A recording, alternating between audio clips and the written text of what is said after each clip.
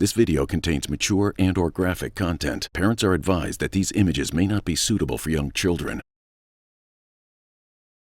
You remember this photo? It went viral last year.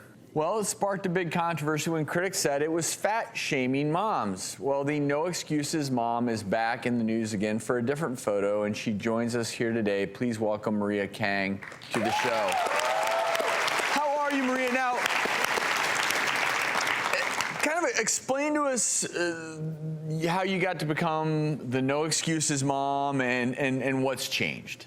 You know, I took that photo several years ago because I had given birth in 2009, 10, and 11, and I felt pretty proud. You know, my youngest was 8 months at the time, and I decided to put up inspiration photo that said, "What's your excuse?" And man, I did not realize the backlash that I would receive. Several years later, you know, I'm here and I've gained some weight. You know, my kids have gotten older. I've dealt with some depression, some personal issues. I run 3 care home businesses. So I posted another photo of me just as myself, unedited. And what was the response this time? Oh, you know, there's a lot of just positivity. I mean, I've gained 10 pounds. I'm still pretty healthy. And I wanted to show people, you know, you should embrace your body every step of the way. Okay, and that's a healthy weight for you. You look great there.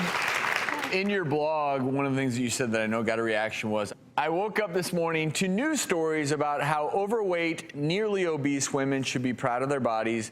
We need to change this strange mentality we are breeding in the U.S. and start celebrating people who are a result of hard work, dedication, and discipline. Like comments like that, do you regret those or not really? You know, I'm a little bit more empathetic to those types of comments because at the time, I was just going through this media spin of feeling almost fit-shamed for being a fit mom and saying, if I can do it, so can you. And so I saw another campaign where women who are overweight, nearly obese, were being applauded for being, you know, happy and accepting of themselves, and I think they should be. But I also believe that you need to walk a fine line with this because we are dealing with blood health. I think there has to be a happy medium, yes. Right?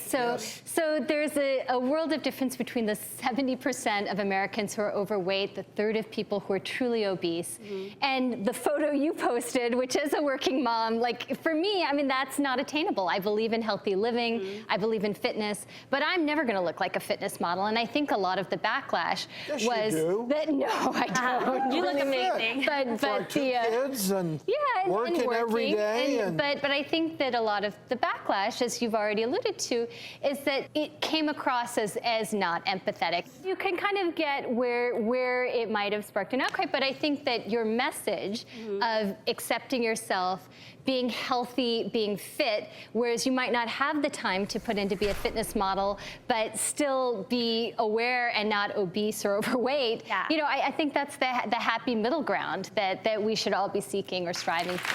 I absolutely agree. I think moms wear a lot of hats, and that's what I was pretty much saying. You know, if I can do it with these little 3 kids, so can you. You need to put yourself first, because how are you going to take care of the rest of your family? And because of this controversy and this conversation, there are now over 300 free No Excuse Mom groups in 25 countries. So I'm really proud of that. Well, Maria, thank you so much for coming on the show and sharing your perspective.